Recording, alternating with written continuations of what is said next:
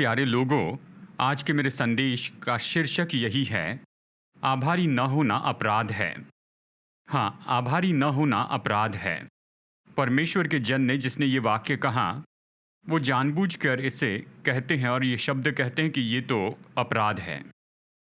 क्योंकि देखिए, हमारे कोर्ट में यानी जो न्यायाधीश है वो बदला घोषित करते हैं। देखिए, बदला क्या है? अगर किसी ने हमसे बुराई की है और हम जैसे को तैसा करना चाहते हैं, हम बुराई से उन्हें पलटा देना चाहते हैं, यही तो बदला है।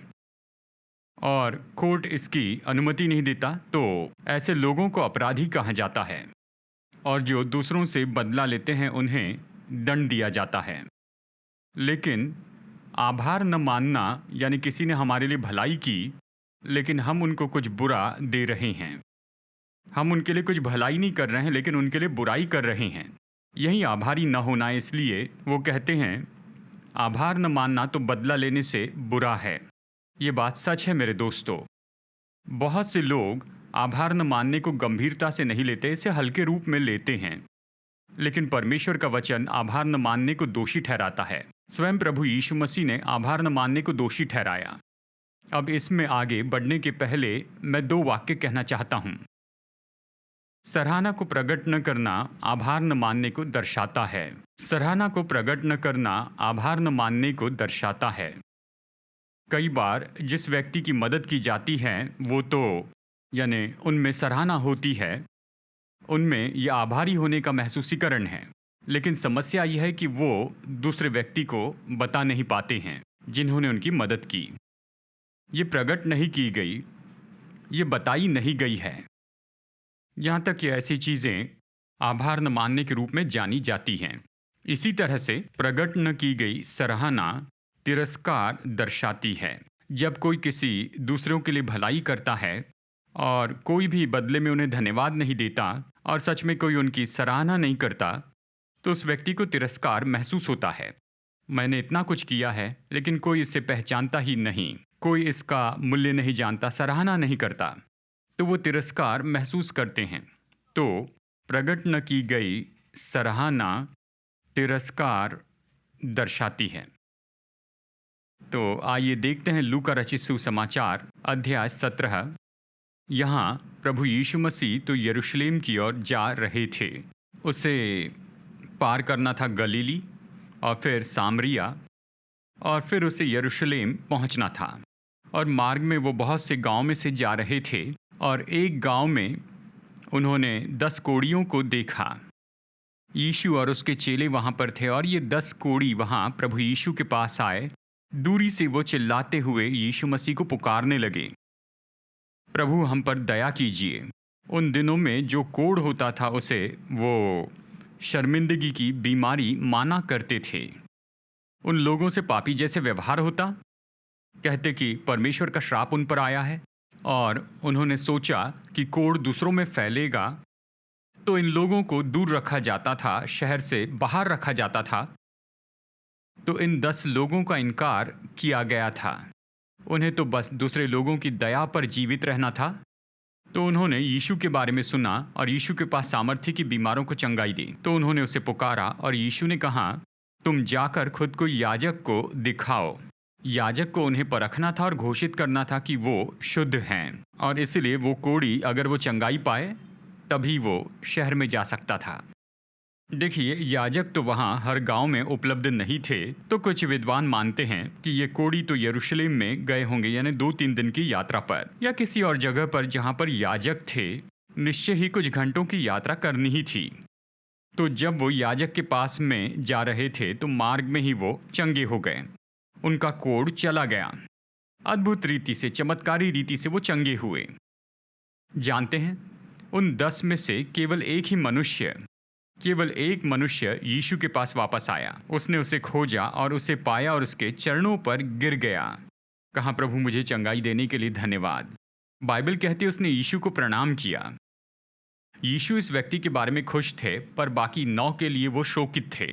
स्वयं यीशु ने ये सवाल पूछा लूका 17:17 में। यीशु ने कहा, क्या 10 शुद्ध न हुए तो फिर वे 9 कहाँ हैं? मैंने कहा कि तुम 10 याजक के पास जाओ, और सभी 10 ने चंगाई पाई, बाकी 9 कहाँ पर हैं? अगर पौलुस इस तरह से बताता प्रेतों के काम में या और कहीं पर, तो लोग दोष लगाते, ओ परमेश्वर ने इसे वरदान दिए हैं, चंगाई का वरदान, इसने बीमार को चंगाई दी, लेकिन क्यों अपेक्षा कर रहा है कि लोग आकर इसे धन्यवाद दें? लेकिन यहाँ ये अद्भुत यीशु, उसने स्वयं ये शब्द कहे हैं, क्योंकि सराहना सबसे ज़्यादा ज़रूरी रवैया है। देखिए, 9 लोग उन्होंने वरदान पाया और वो चले गए। जानते हैं, यदि याजक उनसे पूछता तुम कोढ़ी थे, अब कैसे शुद्ध हुए, तो वो निश्चय ही कहते हमने यीशु को पुकारा और यीशु ने चंगाई दी। यीशु ने कहा जाकर खुद को याजक को दिखाओ, और यहाँ आते समय हम चंगे हो गए। और वो अपने परिवार के पास वापस जाते हैं। फिर से मिलने के बाद में बड़ा आनंद होता है, और शायद उन लोगों ने पूछा होता, डैडी आपने कैसे चंगाई पाई? तो वो तो निश्चय ही उनसे कहते कि यीशु ने हमें चंगाई दी।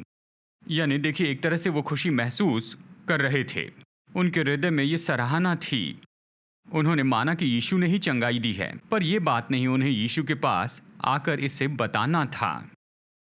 देखिए, बहुत से लोग कहते हैं कि हम तो आभारी हैं, हम ये नहीं भूलते कि हमने क्या पाया है, दूसरों ने क्या किया, प्रभु ने क्या किया है, लेकिन क्या इसे प्रकट किया है परमेश्वर के सामने या दूसरों के सामने जिन्होंने मदद की है? अगर इसे प्रकट न करे तो यह और कुछ नहीं, केवल आभारी न होना है। मैं संदेश को 3 शीर्षकों में बांटना चाहता हूं। पहला है याकूब की मानसिकता।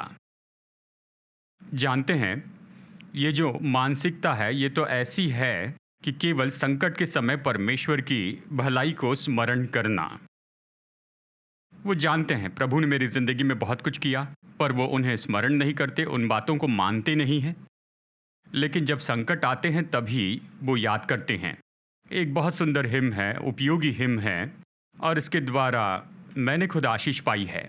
उसके शब्द ये हैं, जब ज़िंदगी में आप पूरी तरह से कुचले जाते हैं, जब सोचते हैं कि सब खो दिया है और निराश होते हैं, अपनी आशीषों को गिने, इसे एक एक नाम दे, और प्रभु ने जो किया उसे जानकर तुम चकित हो जाओगे। ये सच है। जब मुश्किल समय से जाते हैं, तकलीफ़ों में से जाते हैं, पीछे देखें, प्रभु के भले कामों को याद कीजिए, और वो आपको प्रोत्साहित करेगा, बल देगा कि वर्तमान की चुनौती का सामना करें, वर्तमान के संकटों का। हाँ, ये सच है, लेकिन ये काफ़ी नहीं है कि जब संकट का सामना करेंगे केवल तब प्रभु की भलाई याद करेंगे।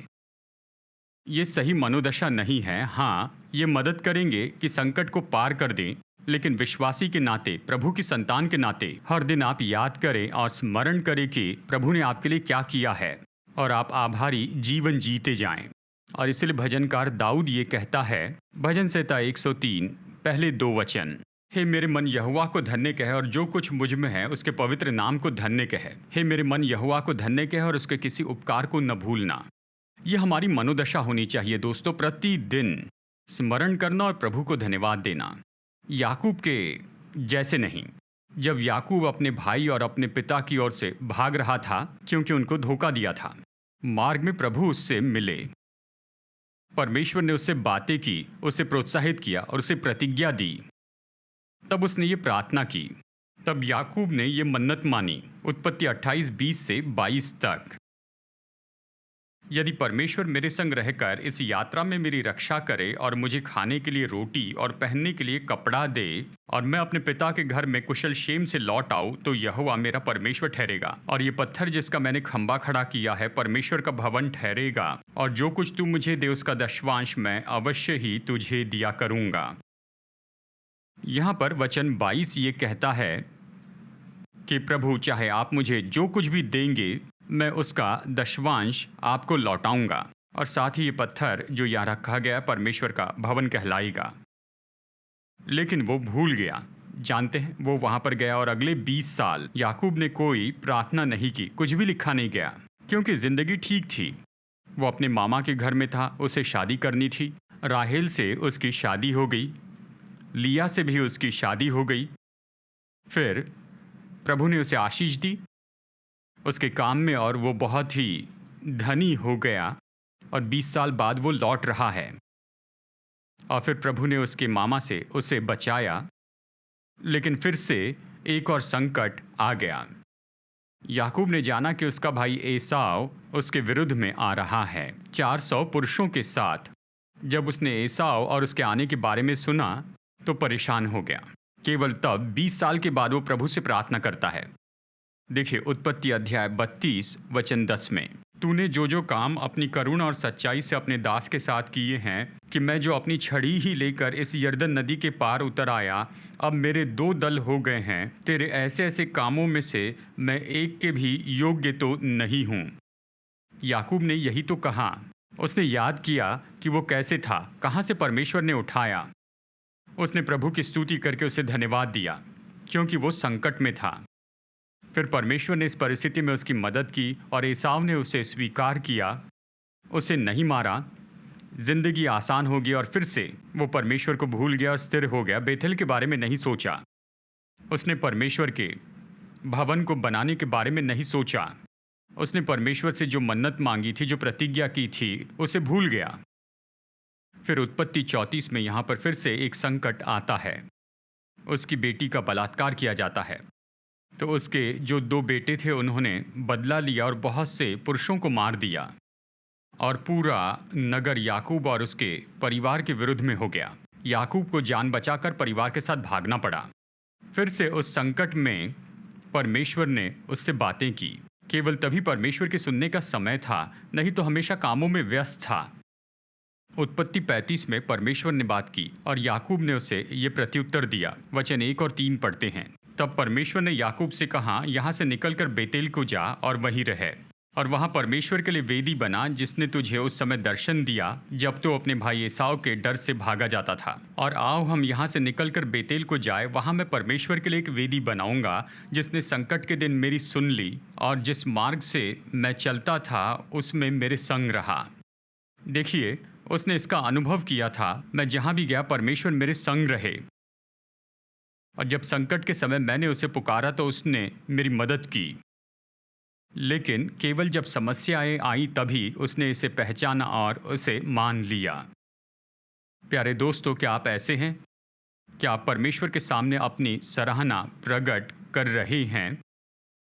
प्रकट न की गई सराहना तो ये और कुछ नहीं, आभारी न होना है।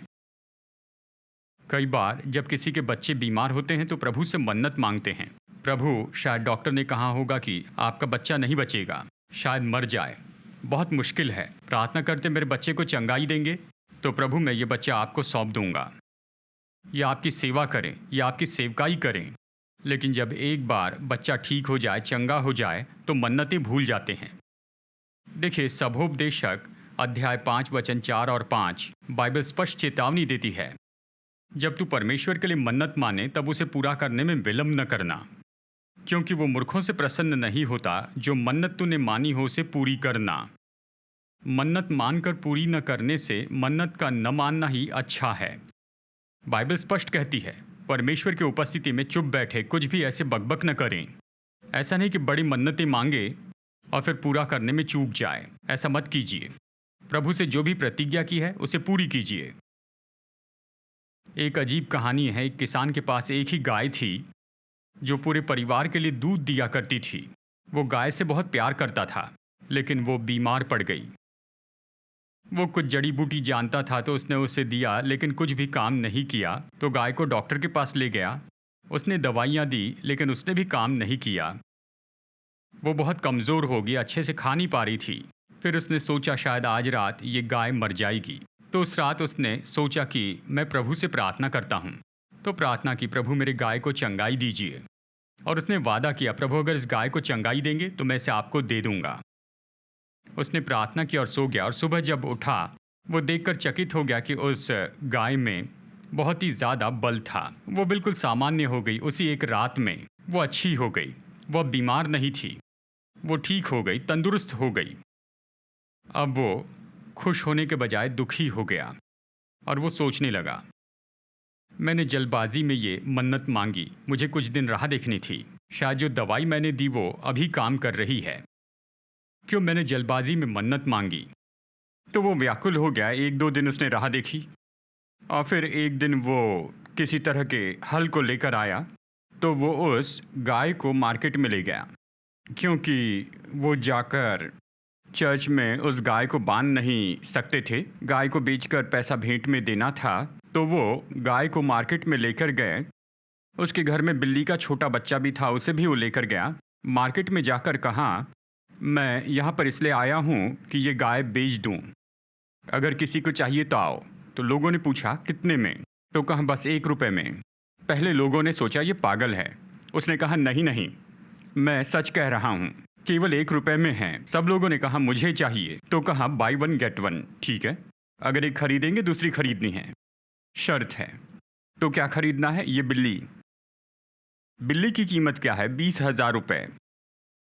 तो कुछ लोगों ने जोड़ लगाया कि ठीक है, गाय को हम 20,000 में खरीद रहे हैं।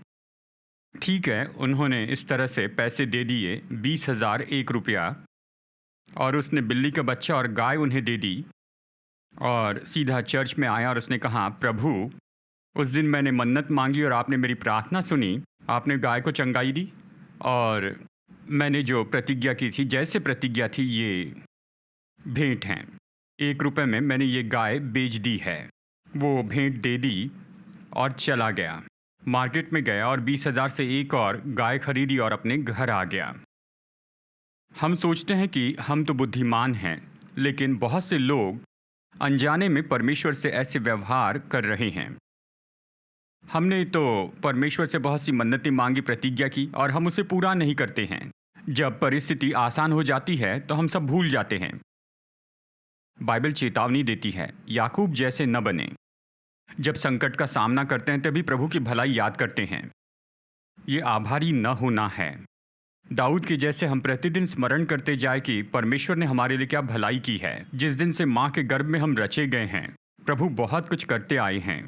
प्रभु यीशु मसीह ने हमारे लिए अपनी जान दे दी है। इसे स्मरण करके प्रभु को धन्यवाद दें। आइए हम जगह न दें आभारी न होने के पाप और अपराध को। पॉइंट नंबर 2, दाऊद का शिष्टाचार। जानते हैं, दाऊद तो चरवाहा लड़का था। प्रभु ने राजा होने के लिए अभिषेक दिया।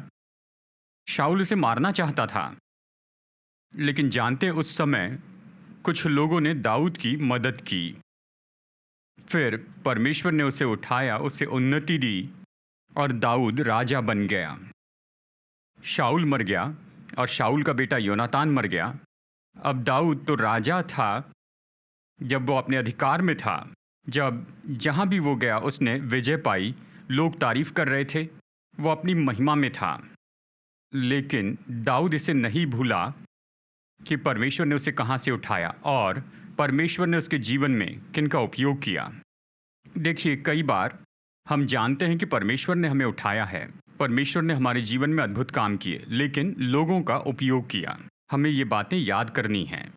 हमें निश्चय ही पहचानना है और इन लोगों का धन्यवाद करना है जिनका प्रभु ने उपयोग किया कि हमारी मदद करें। कई बार सब कुछ हम हल्के रूप में ले लेते हैं। बाइबल कहती है कि दाऊद जब अपनी महिमा में था, उसने पीछे देखा और योनातान ने उससे जो प्रेम रखा था उसे याद किया। योनातान दाऊद से अपने जैसे प्रेम करता था। वो तो सिंहासन का अगला वारिस था। योनातान तो वारिस था, लेकिन उसने इस बात को नहीं माना। वो जानता था अगला राजा बनने के लिए दाऊद का अभिषेक हुआ, फिर भी उसने दाऊद से प्रेम रखा। ये दाऊद के लिए बड़ी तसल्ली थी, दाऊद के लिए बड़ा प्रोत्साहन था। तो दाऊद ने स्मरण किया और एक दिन अपने कोर्ट में पूछा। 2 शमूएल अध्याय 9 वचन 1। एक दिन दाऊद ने पूछा, क्या शाऊल के परिवार में से कोई बचा है जिसको मैं योनातान के कारण प्रीति दिखाऊं? क्या हमारे जीवन में ऐसे विचार हैं? भूतकाल को याद करना, जिन लोगों ने हमारी मदद की उनको याद करना, जिन्होंने हमारी सहायता की, हमें उठाया, जिन्होंने हमारी ज़िंदगी में सीढ़ी जैसे काम किया, कितनी आसानी से हम उन्हें भूल जाते हैं। फिर उन्होंने कहा, हाँ, योनातान का पुत्र है मपी बोशेत। वो 5 साल की उम्र में लंगड़ा हो गया जब उसे दाई ले जा रही थी, जान बचाकर भाग रही थी, और ये छोटा लड़का गोद से गिर गया और उस दिन से वो लंगड़ा हो गया। उसके दोनों पैर अपाहिज हैं। वो कहाँ पर है? दाऊद ने पूछा तो कहा, वो तो लोदीबार नाम की जगह पर है। लोदीबार यानी बांझ जगह। तो दाऊद ने आज्ञा दी और उसे बुलाया। और दाऊद मपीबोशेत को इन अद्भुत शब्दों में कहता है। वचन 7, दाऊद ने उससे कहा, मत डर, तेरे पिता योनातान के कारण मैं निश्चय तुझको प्रीति दिखाऊंगा और तेरे दादा शाऊल की सारी भूमि तुझे फेर दूंगा और तू मेरी मेज पर नित्य भोजन किया कर। देखिए कितने दया के शब्द वो यहाँ पर इस अपाहिज लड़के से कहता है। इसने उसे बल दिया होगा, जोश दिया होगा, लेकिन दाऊद ने स्मरण किया कि योनातान उससे कितना प्रेम करता था और उस समय ये उसके लिए कैसे अर्थ रखता था जब राजा शाऊल उसे मारना चाहता था। हाँ प्यारे दोस्तों, क्या हम में वही रवैया है जो दाऊद में था? सराहना विश्वासी के लिए बहुत ज़रूरी रवैया है। एक संडे स्कूल टीचर मिस डोना उनका नाम था और वो निराश हो गई थी। उस समय उनकी उम्र काफ़ी हो गई थी। प्रभु की सेवा के लिए उन्होंने शादी भी नहीं की संडे स्कूल सेवकाई के द्वारा। उस दिन बहुत निराश थी क्योंकि शैतान ने उसे बहुत निराश किया था। प्रभु की सेवा करके तुम्हें क्या मिला है? तुम ये सेवकाई कर रही हो लेकिन लोगों ने आशीष नहीं पाई। बहुत से लोग विश्वास में नहीं आए, इसलिए तुम्हारी ज़िंदगी बेकार है। जानते हैं, वो शारीरिक कमज़ोर थी और वो निराश थी, आत्मा में बिल्कुल दब गई थी। और उस समय उसे एक पत्र मिला। ये पत्र मिलिट्री हॉस्पिटल से आया था और वो पत्र में कुछ इस तरह से लिखा था। उस पत्र पर लिखा था, मैं आपका चमत्कार हूँ। और उस पत्र पर इस तरह से लिखा था, और ये पत्र आया था रिक नाम के व्यक्ति से। उसने कहा, मैम 20 साल पहले मैं आपका विद्यार्थी था। मिस डोना, मैं आपका विद्यार्थी था और हमारी बैच तो बहुत ही बुरी बैच थी। हम में से बहुत से लोग टूटे परिवार से थे, माता पिता में से एक थे और हमारे साथ में सच में बहुत बुरा व्यवहार हुआ। तो हमने संडे क्लास में सच में बुरा व्यवहार किया। हम कुछ मेंढक लाते कि उससे खेले और आपको डरा दे कि आपको परेशान करें, और हम संडे स्कूल में बहुत सी गड़बड़ियाँ करते थे, पर आपने बहुत धीरज रखा। हाँ, ऐसा भी समय था जब आप निराश हो गई, लेकिन आपने हिम्मत नहीं हारी। तो एक दिन मैम, मैंने आपसे पूछा, आप अभी भी टीचर क्यों बनी हुई हैं, जबकि हम आपको इतना सताते हैं, जब हम आपका आदर नहीं करते, फिर भी आप हमसे प्रेम करते हैं और आप हमारी टीचर है, ये कैसे संभव है? और उस दिन आपने मुझे वो क्रूस की तस्वीर दिखाई जो हमारे संडे स्कूल में लगी थी, और आपने मुझसे कहा कि जब यीशु क्रूस पर लटके थे तो बहुत से लोगों ने मजाक उड़ाया, बहुत से लोगों ने उसका मजाक उड़ाया, उस पर उन्होंने थूका, उसे मारा और उसे डांटा, फिर भी उसने हिम्मत नहीं हारी और वो क्रूस से नीचे नहीं उतरे। वो कील उसे क्रूस पर थामे हुए नहीं थे। ये तो हमारे लिए उसका प्रेम था जो उसे वहाँ पर क्रूस पर थामे था। इसी तरह से मैंने निर्णय लिया कि यीशु का प्रेम तुम लोगों को दिखाऊं और मैं हिम्मत नहीं हारूंगी। तुम समझो या ना समझो, मैं अपनी सेवकाई में आगे बढ़ूंगी। मैं अपने जीवन से प्रभु यीशु का प्रेम तुम्हें दर्शाऊंगी। उस दिन उन शब्दों ने मैम मुझे तोड़ दिया। मैं पूरी तरह से बदल गया। उस दिन से मैं नया व्यक्ति बन गया। मेरा जीवन बदल गया और मैं भीतर से बाहर पूरी तरह बदल गया। उसके बाद मैंने अपनी पढ़ाई पूरी की और सेना में जुड़ गया और इतने साल से मैंने देश की सेवा की, पर अब मैं बिल्कुल मरने की दशा में हूँ। लेकिन मैं मरने से नहीं डरता, क्योंकि मैं जानता हूँ मैं हमेशा हमेशा के लिए उद्धारक के साथ रहूँगा। ये जो सारा भरोसा है और ये सारा अर्थपूर्ण जीवन, ये संभव हुआ केवल आपकी सेवकाई के कारण। मैं आपका चमत्कार हूँ।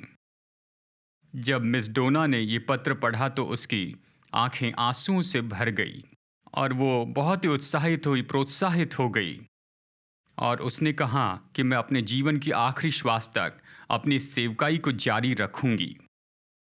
और उन दिनों में प्रभु ने उसका और सामर्थ्य उपयोग किया। जानते हैं, यानी शिक्षक निराश होते हैं, हताश होते हैं, क्योंकि कोई नहीं बताता कि कैसे उन्होंने आशीष पाई, कि कैसे वो आभारी हैं। लेकिन जब ये मनुष्य रिक, इसे आत्मा ने प्रोत्साहित किया और जब उसने प्रकट किया अपनी सराहना को, तो इसने शिक्षक को प्रोत्साहित किया, बल दिया। यही सच्ची सराहना है। जानते हैं, कई बार हम सब हल्के रूप में लेते हैं।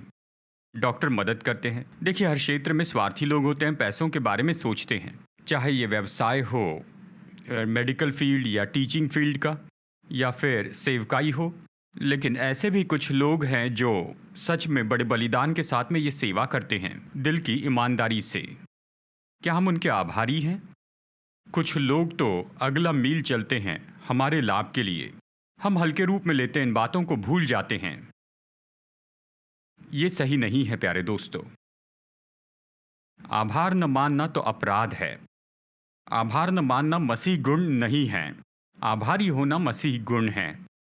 हमेशा प्रभु ने मुझे सिखाया है, लोगों ने जो भलाई मेरे साथ की उसे मैं स्मरण करूं। बार बार मैंने इन बातों को पहचाना है। मैंने ऐसे लोगों को धन्यवाद भी दिया है। सन 2006 में जब हम उस संकट में थे और मेरी पत्नी को कैंसर हो गया था, हम सीएमसी में थे। प्रभु ने 3 डॉक्टर का अद्भुत रीति से उपयोग किया। बहुत से लोगों ने उपचार किया मेरी पत्नी का, लेकिन 3 डॉक्टर, विश्वासी डॉक्टर, उन्होंने मेरी सेवा की। खास करके जब भी हमने कोई टेस्ट की, शुरू में इस तरह डायग्नोस में लग रहा था कि ये तो टीबी है। सीएमसी के डॉक्टर ने कहा ये कैंसर जैसे दिखता है। तो वो एक एक करके टेस्ट करने लगे। तो हर टेस्ट के लिए हम प्रार्थना करते थे, प्रभु ये कैंसर ना हो, कैंसर ना हो। लेकिन हर एक रिपोर्ट आई जो कैंसर की ओर ही दिखा रही थी। जब भी हमें वो रिपोर्ट मिलती तो निराश हो जाते। पर एक डॉक्टर थे, ये जो डॉक्टर है, जब वो पीजी कर रहे थे चंडीगढ़ में, एक मौका था जब मैं चंडीगढ़ गया था। एक रविवार में इंग्लिश में प्रचार कर रहा था और ये डॉक्टर हिंदी में उसका अनुवाद कर रहे थे। यानी कई साल पहले हम इस तरह से मिले थे और अब कुछ सालों के बाद सीएमसी में हम एक दूसरे से मिल पाए। और मैं ज़रूरत में था, मेरी पत्नी बीमार थी। उस डॉक्टर ने महान मसीह प्रेम दिखाया। जब भी वो रिपोर्ट पढ़ते थे, जब भी हम निराश हो जाते थे, तो वो कहते आइए प्रार्थना करेंगे, और वो प्रार्थना करते। ये तो प्रार्थना के प्रोत्साहित करने वाले शब्द थे। और वो कहते आशा करेंगे, प्रभु योग्य हैं।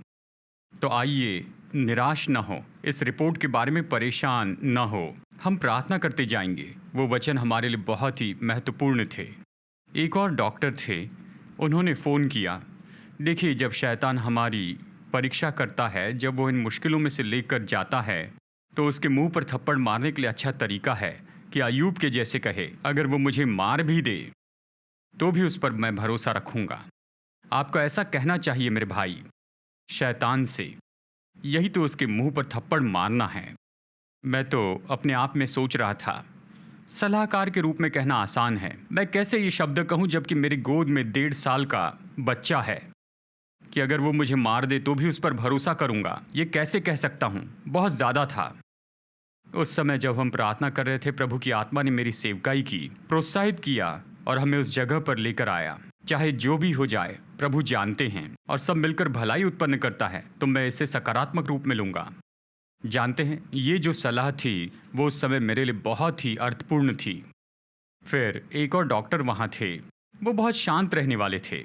मुझे याद नहीं उन दिनों में उन्होंने कोई शब्द कहे होंगे, लेकिन जिस दिन बायोप्सी की रिपोर्ट आ गई और हमने पाया कि ये कैंसर है 4th स्टेज का और बस केवल कुछ ही दिन बाकी हैं, वो बहुत बिखर गई। उसका बीपी हाई हो गया, मैं टूट गया। हर रात मैं उसके साथ प्रार्थना करता था, पर उस दिन मैं प्रार्थना नहीं कर पाया। मुंह खोलता तो बस रोता। तो हम चुपचाप बैठे थे, दोनों 2 गुड़िया जैसे बैठे थे, एक दूसरे को देख रहे थे। जानते हैं, उस समय ये डॉक्टर आए और रिपोर्ट पढ़ी और परिस्थिति को भी पढ़ लिया और उन्होंने हमसे ये सवाल पूछे, आपके जीवन का उद्देश्य क्या है सिस्टर? तो उसने मास्क हटाकर कहा कि यीशु को महिमा दूं। तो उन्होंने कहा, अगर केवल यही उद्देश्य है तो इस रिपोर्ट की परवाह मत कीजिए। इस रिपोर्ट के बावजूद यीशु आपको चंगाई दे सकते हैं। उन्होंने कुछ उदाहरण बताए, उन्होंने कुछ सच्ची घटनाएं बताई। कहा कि सभी केस में यीशु ने सभी लोगों को चंगाई नहीं दी। कुछ ऐसे केसेस से जहां यीशु ने बीमारी और मृत्यु होने दी, फिर भी उसके नाम को महिमा मिली। तो प्रार्थना कीजिए, जीवन हो या मृत्यु हो, यीशु का नाम महिमा पाए। जानते हैं, इस वचन ने सच में हम दोनों की बड़ी सेवा की। हमने एक दूसरे का हाथ थाम कर कहा, प्रभु हम नहीं जानते कि कैसे मृत्यु आपके नाम को महिमा दे सकती है, लेकिन जीवन हो या मृत्यु पर आपका नाम महिमा पाए। उस रात यही हमारी प्रार्थना थी। जानते हैं, ये 3 डॉक्टर, उनकी ड्यूटी ये थी कि बस दवाइयाँ दे, बस कुछ प्रिस्क्रिप्शन दे, कुछ मेडिकल सलाह दे, पर वो उससे परे गए। उन्होंने प्रोत्साहन के शब्द कहे, बाइबल की सच्चाई से मुझे प्रोत्साहित किया। जानते हैं, जब मैं मृत्यु और इन सारी मुश्किलों से होकर गया, प्रभु ने सच में मेरी मदद की, तसल्ली दी, मेरी सेवा की और मैंने प्रभु में बल पाया। फिर प्रभु ने मेरे जीवन को आशीष दी और फिर मैं सीएमसी में बार बार जाने लगा। मैं उस चैपल में जाता, वहाँ पर घुटने टेकता और मैं प्रभु को धन्यवाद देता। प्रभु, कितनी तो भी बार मैंने आशाहीनता में यहाँ पर आंसू बहाए हैं। उस दिन मैं कैसे रो रहा था, पर आपने अब तक मेरी अगुवाई की है। आप मेरे साथ रहे, आपने जो भी किया उस सब से भलाई उत्पन्न हुई। धन्यवाद यीशु। और फिर मैं जाकर उन 2 डॉक्टर से मिलता था।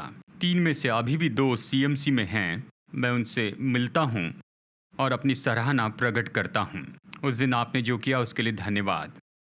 ये मेरे लिए बड़ा अर्थ रखता है। मैं बहुत आभारी हूँ। मैं इन शब्दों में कहता और फिर बाहर आ जाता।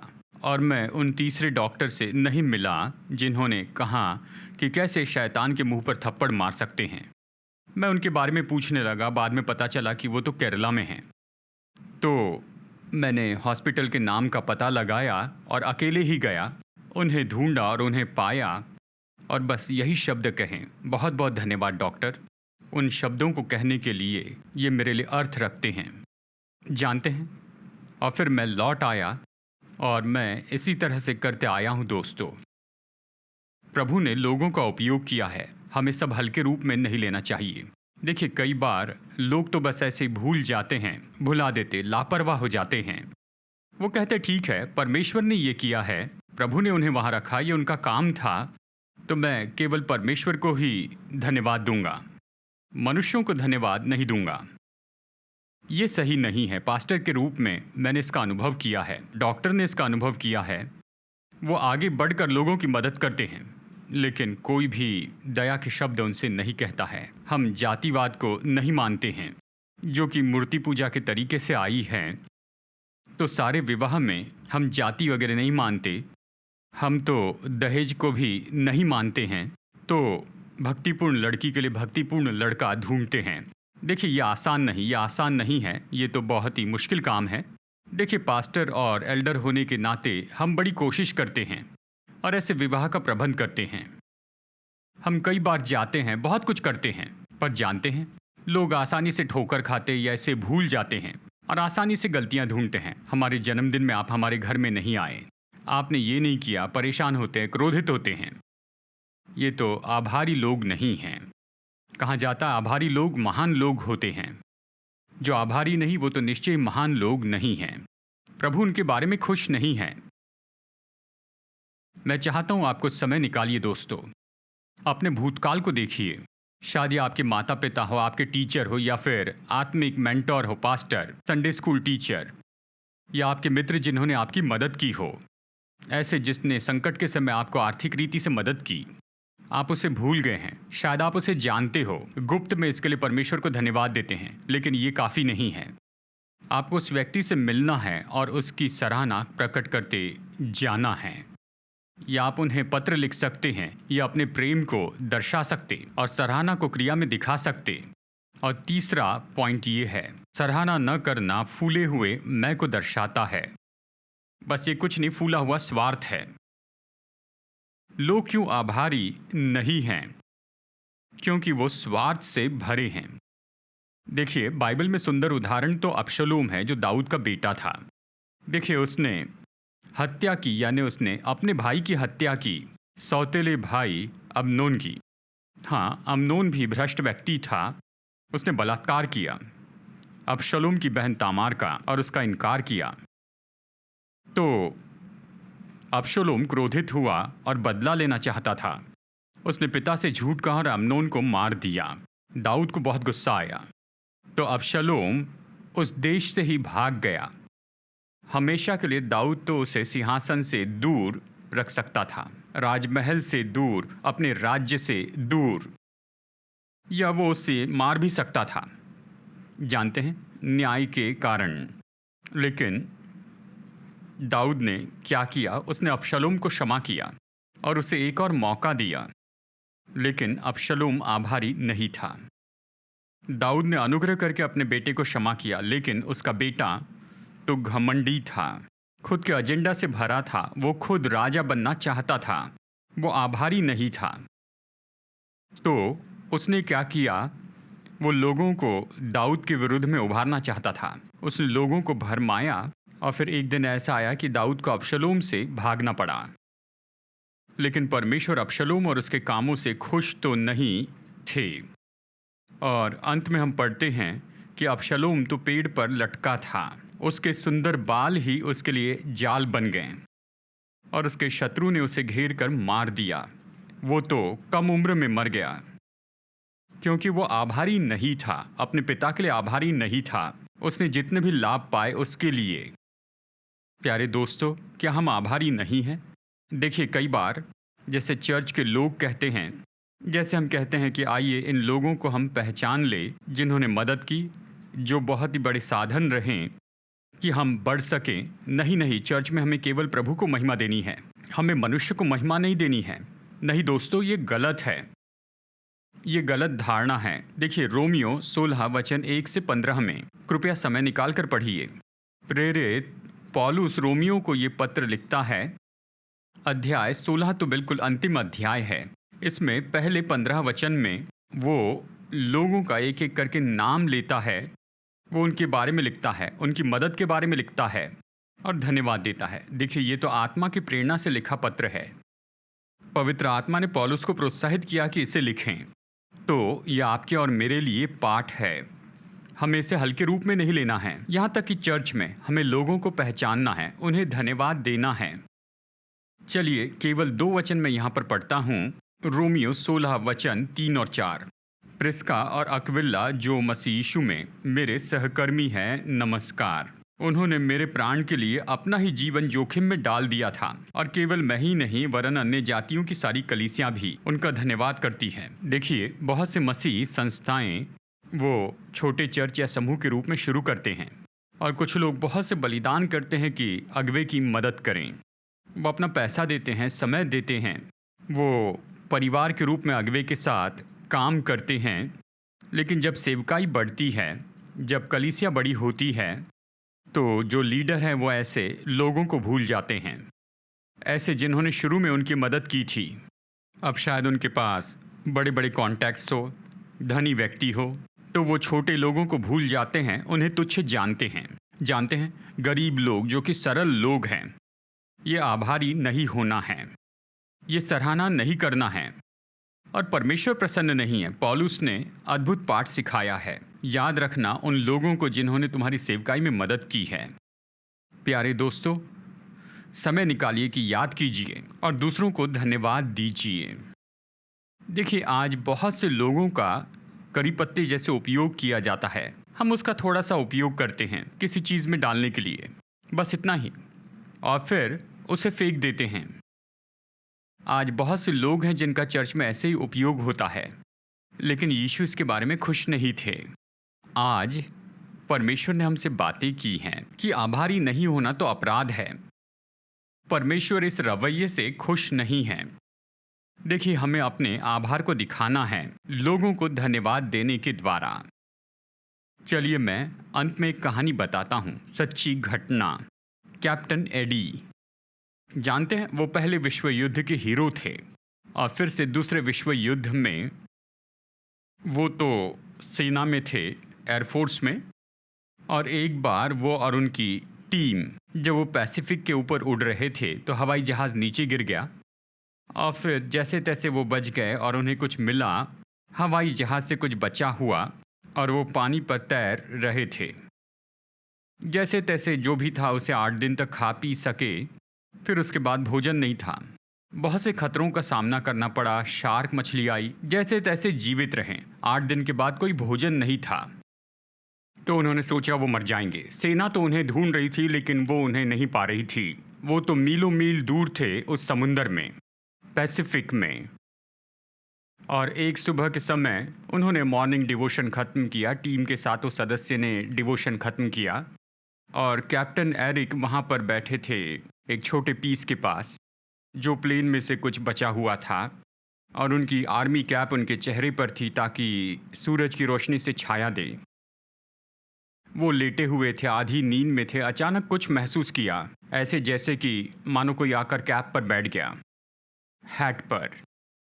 तो उन्होंने खुद को बस तैयार किया और झट से उस पक्षी को पकड़ लिया जो बैठ गया था।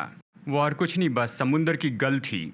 सामान्य रूप में सी गल तो किनारे पर ही रहती है, वो उड़ते हुए इतने गहरे जल पर नहीं आते हैं। ये चमत्कार था, प्रभु का प्रबंध था। तो उन्होंने बस उस पक्षी को पकड़ लिया और उन सब ने थोड़ा बहुत भोजन किया और उसकी अतड़ियों का उपयोग किया कि बेट में लगाकर मछलियाँ पकड़े, और इस तरह वो मछलियाँ पकड़ने लगे और उसे खाने लग गए। बची हुई चीज़ों को बेट पर लगाते और मछलियाँ पकड़कर जीवित रहे। 24वें दिन रेस्क्यू टीम ने आकर उन्हें बचा लिया।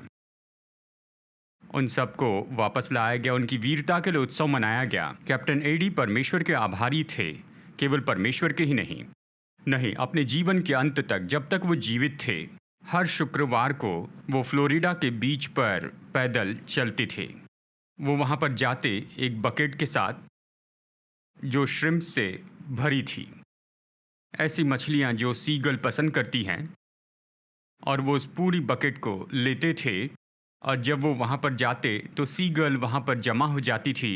वो उन्हें भोजन देते। जब भी मछलियाँ फेंकते तो कहते धन्यवाद, धन्यवाद, धन्यवाद। और दूसरे लोग जो उन्हें देखते थे वो नहीं समझ पा रहे थे ऐसा क्यों कर रहे हैं। वो सोचते थे इस बूढ़े व्यक्ति को क्या हो गया। वो उस समय बहुत बूढ़े थे, ये कई दशकों से ऐसा कर रहे हैं। हर शुक्रवार को जाकर वो सीगल को इस तरह श्रिम्प दिया करते थे। दूसरे नहीं समझ पाए वो ऐसा क्यों कर रहे हैं, पर वो जानते थे कि क्यों कर रहे हैं। उस दिन परमेश्वर ने उनकी ज़िंदगी को बचाया। प्रभु ने सीगल का उपयोग किया और उसने उन पक्षियों के लिए अपनी सराहना प्रकट की। प्यारे दोस्तों, आपके और मेरे लिए कितना महान पाठ है। कई बार प्रभु ने हमें आशीष दी, पर लोगों का उपयोग किया। क्या आप आभारी हैं? आज परमेश्वर चाहते हैं कि हम याद करें और उन बातों को स्मरण करें, और इन बातों को हम ध्यान रखें और अपनी सराहना को व्यवहारिक रूप में दिखाएं। केवल जब आप अपनी सराहना प्रकट करेंगे तो लेने वाले उसे महसूस करेंगे। अगर खुद तक रखेंगे तो ये सराहना नहीं है, ये तो सराहना प्रकट नहीं करना है। ये गंभीर अपराध है। आइए हम पश्चाताप करें और आइए खुद को नम्र करें, और हम में याकूब की मनोदशा ना हो पर दाऊद जैसी हो। आइए हम याद रखें मपीबोशेत ने उस दिन कितना बड़ा आनंद मनाया होगा। आपके कारण लोग तो आनंद मनाने का इंतज़ार कर रहे हैं। क्या आप इसे करेंगे दोस्तों? मैं भी इसे करूँगा। आइए हम इसे करें। प्रार्थना करते हैं। अनुग्रहकारी परमेश्वर, आपके वचन के लिए धन्यवाद। कई बार हम सब कुछ हल्के रूप में लेते हैं। हम आभारी नहीं, हमें क्षमा कर, मुझे क्षमा कर। हम याकूब के जैसे न हो कि केवल जब संकट आए तो भली बातों को याद करके आपको धन्यवाद देते या आपसे प्रार्थना करें। नहीं प्रभु, दाऊद के जैसे प्रतिदिन मदद कीजिए कि आपकी सारी भलाई को याद करें। हमारे जीवन में जो भलाई की उसे हम बिल्कुल न भूलें। और साथ ही प्रभु, जिन लोगों का आपने हमारे लिए उपयोग किया, डॉक्टर, टीचर्स, माता पिता और पास्टर्स, संडे स्कूल टीचर, संगी विश्वासी और मित्र, हे प्रभु, हम ऐसे कितने तो भी लोगों को भूल गए हैं। शायद आज वो निराश होंगे या ज़रूरत में होंगे। उन्हें हमारे प्रोत्साहन के शब्द चाहिए। हमारे मुंह को वचन से भरिए प्रभु, और बताइए कि क्या करना है, कि अपने प्रेम और सराहना को उनके लिए प्रकट करें। हम केवल शब्दों में ही न कहें, लेकिन इसे क्रिया के द्वारा दिखाएं। और प्रभु, हम अबशलोम के जैसे घमंड को जगह न दें। हम नम्र हो जाएं, हम आभारी हो जाएं। पौलुस के जैसे इतना महान व्यक्ति, लेकिन उन्हें याद रखा जिन्होंने उसकी सेवकाई में मदद की थी। हे प्रभु, आज ऐसे बहुत से चर्च हैं जो कि आपके आभारी नहीं हैं। प्रभु, अपनी छोटी शुरुआत को भूल गए हैं। जिन लोगों का आपने उपयोग किया हमारी शुरुआत में, उन्हें याद करने में मदद कीजिए कि जाकर हम अपना प्रेम उन्हें दिखाएं, उनकी सराहना करते जाएं। मदद कीजिए प्रभु, हमारा मार्गदर्शन कीजिए। और क्रूस के लिए हम धन्यवाद देते हैं, आपके प्रेम के लिए धन्यवाद। दूसरों के लिए आशीष होने में मदद कीजिए। यीशु के नाम में मांगते हैं, आमीन। अब प्रभु यीशु मसीह का अनुग्रह, परमेश्वर का प्रेम और पवित्र आत्मा की संगति और सामर्थ हमारे साथ बनी रहे और आभारी दिल रखने में हमारी मदद करते जाएं, अब और सदा के लिए। आमीन आमीन।